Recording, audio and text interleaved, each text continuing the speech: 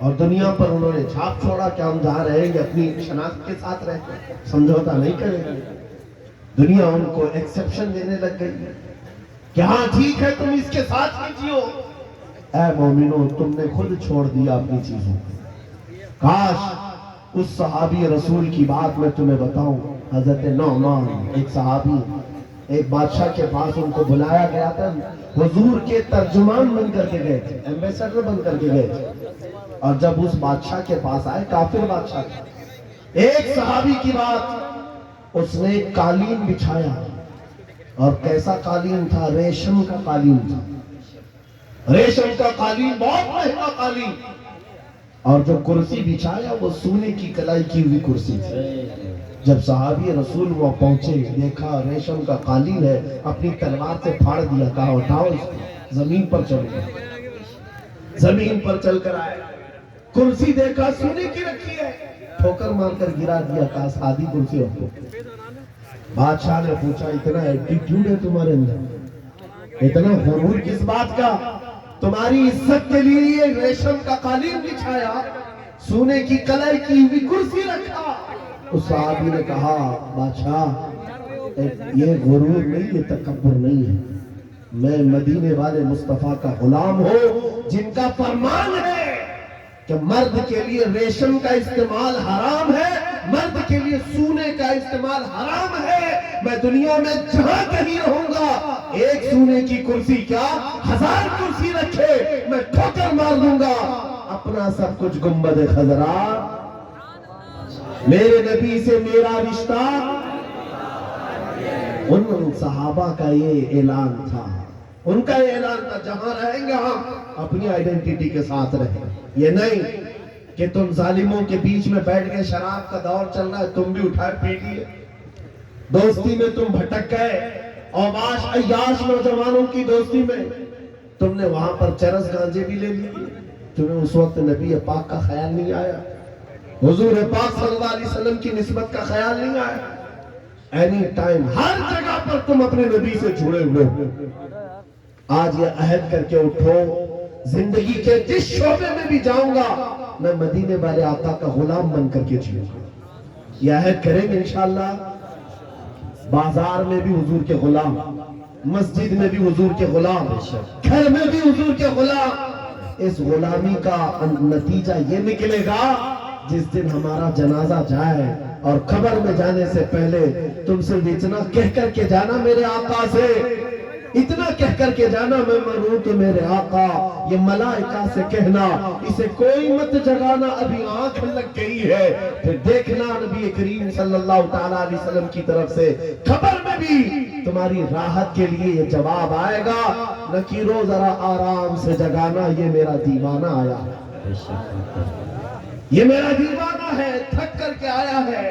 اگر وہ عزت چاہتے ہو تو آج دنیا کے عیش کو ٹھوکر مارو، آج دنیا کی ان تمام واہیات اور خرافات کو چھوڑو، آؤ میرے نبی پاک کے دربار میں۔ ایک چیز میں نے مثال کے طور پر بتائی، ہمارا فخر، ہمارا غرور حضور کی نسبت ہے، ہمارا فخر حضور کی نسبت ہے، اس کو بولنے میں شرمانا نہیں ہے۔ میں ابھی آپ کے سامنے آتا ہوں، یہ مثالیں سن لو، یہ مثالیں سن لو، اور پھر جن کو مجھے میسج دینا میں دیتا ہوں۔ حضرت عمر فاروق رضی اللہ تعالیٰ عنہ کے دور میں کسرا بادشاہ کے ہاں کا ایک قالین لایا گیا تھا، وہ بھی قالین بہت مہنگا، جس پر بیٹھ کر کے لوگ فخر کرتے تھے۔ بادشاہ جب کسی سے بہت خوش ہوتا تھا اس قالین پر اس کو بٹھاتا تھا، اور جب کسرا کی سلطنت کو اکھاڑ پھینکا صحابہ نے، سپر پاور تھا اس زمانے کا، پرشین ایمپائر ختم کر دیا، تو وہاں کا قالین مدینے لے آئے، امیر المومنین کی بارگاہ میں پیش کیا، کہا یہ قالین کہاں رکھنا ہے؟ آپ نے کہا مسجد نبوی کے دروازے کے باہر ڈال، تو جو آئے گا پیر پوچھ کر آئے۔ حق ہے، واہ واہ۔ انہوں نے انہیں دیکھا بہت مہنگا قالین ہے، محراب میں لگا دو، وہاں سے آیا ہوا ہے، وہ نبی کے حقیقی غلام تھے، وہ عزت میرے مصطفیٰ کی قدموں میں ڈھونڈتے تھے۔ بادشاہ ہو کیا نہیں، وہ بتانا یہ چاہتے تھے، اے دنیا والوں، جس پر بیٹھ کر کے تم فخر کرتے ہو وہ تو محمد عربی کے قدموں کی دھول کے لائق ہے۔ یہ فخر تھا، ناز تھا انہیں نبی پاک کی نسبتوں پر. اور قسم خدا کی جس دن تمہارے اندر یہ بیداری آ جائے کہ ہمیں اپنے نبی پاک صلی اللہ تعالیٰ علیہ وسلم کی نسبت پر فخر ہے، دنیا تمہاری آوازوں کو بند نہیں کر سکے گی، نہیں بند کر سکے گی. آج میرے متعلق بہت ساری چیزیں مشہور ہیں اور میں اس بات سے خوف نہیں کرتا کہ کل میرے ساتھ کیا ہونے والا.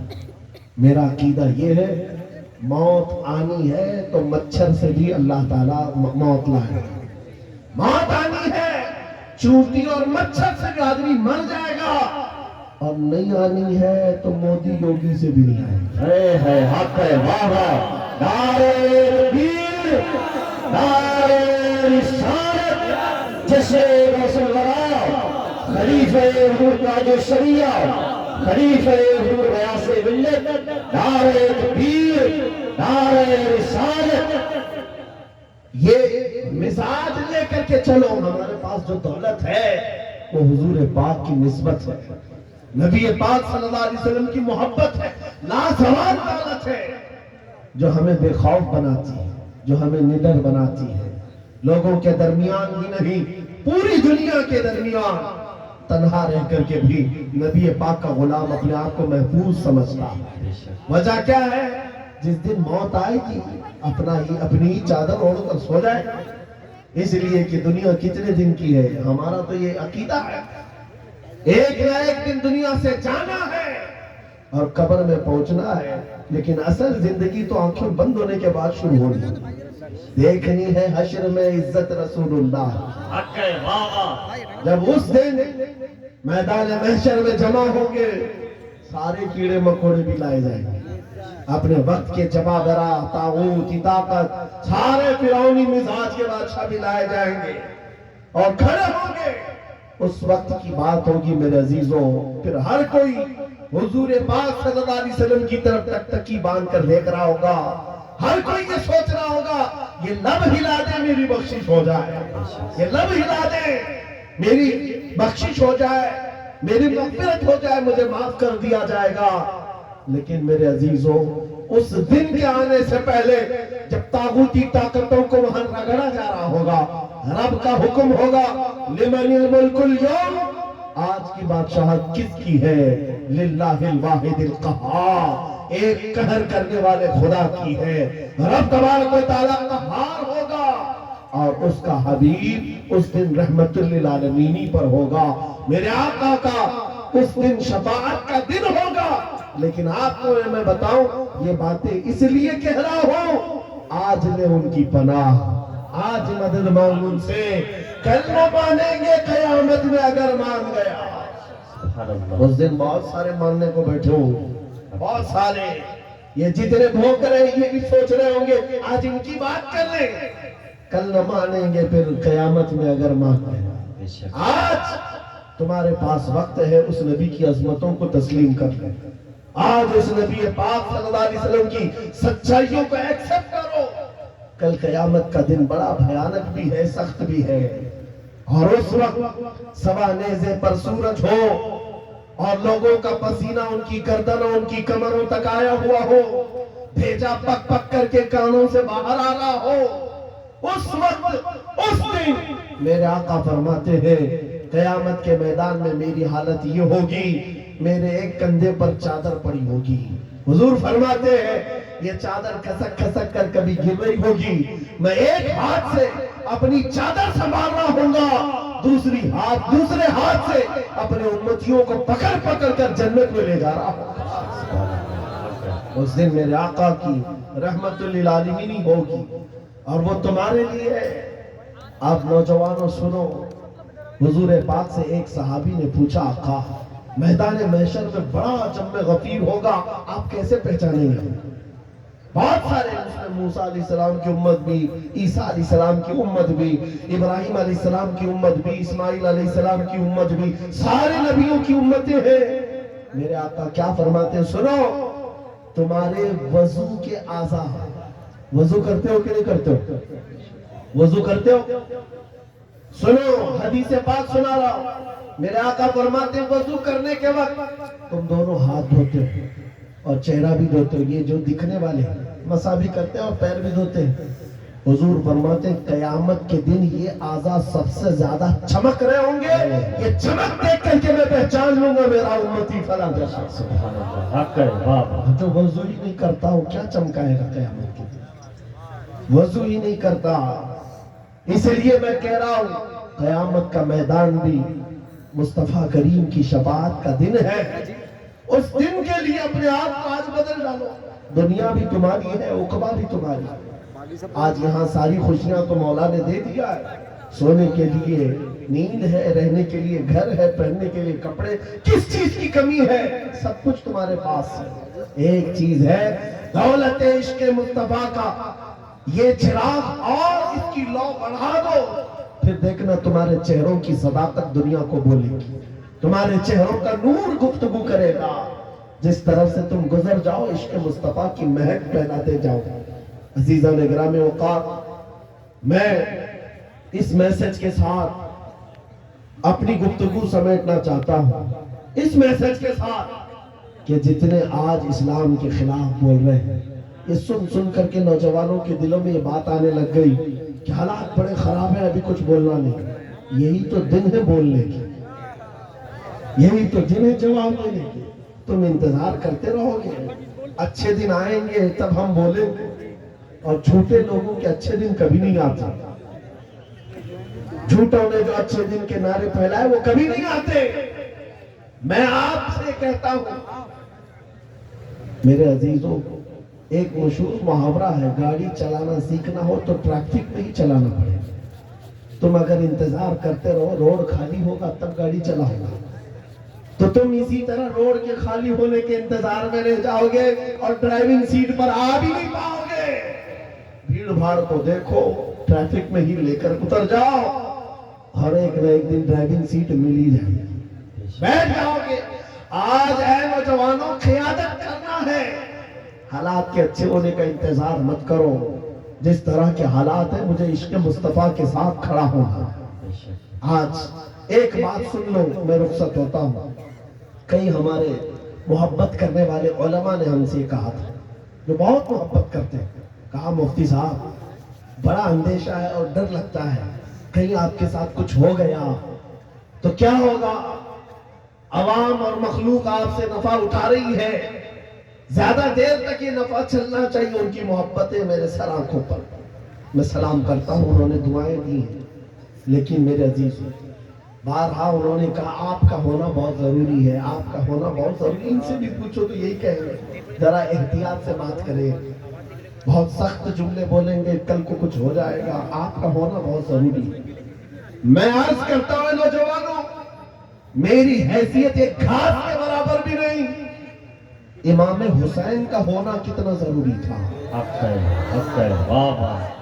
امام حسین کا ہونا کتنا ضروری تھا.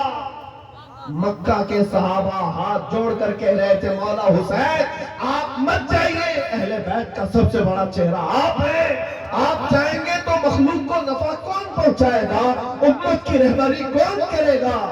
امام حسین نے سب کی سنی تھی، سب کی سنی اور کہا، بلکہ مکہ سے نکلنے کے وقت چھوٹی موٹی جنگیں بھی ہو گئی تھی چاہنے والوں سے ہی جو راستہ روک رہے تھے، مت جائیے مت جائیے، آپ کا ہونا بہت ضروری ہے.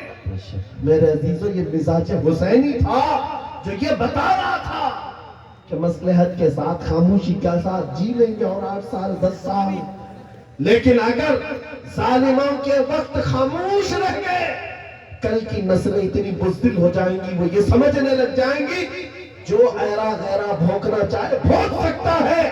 ہمارے بڑوں نے کبھی جواب نہیں دیا تو ہم کیا جواب دیں گے. عزیزان گرامی وقار، آپ کا یہ غلام اور یہ فقیر صرف اتنا جذبہ لے کر چلتا ہے، کل کو مجھ سے اگر کوئی الجھتا ہے میری پھانسی ہو جائے، میری جیل ہو جائے، ممکنات میں سے ہے، مگر اس بات کا میں خوف نہیں رکھتا.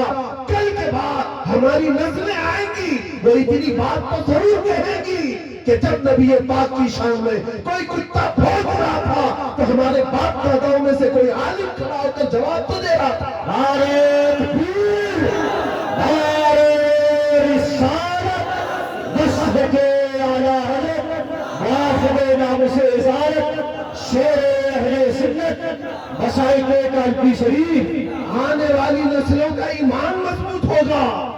नौजवान बच्चे कल को ये तस्करा करेंगे। एक वक्त था जब हर जगह पर हुजूर की शान में, कुरान की शान में, रब की शान में, इस्लाम की शान में हैरा खैरा नत्तू खैरा बोलने लग जाए।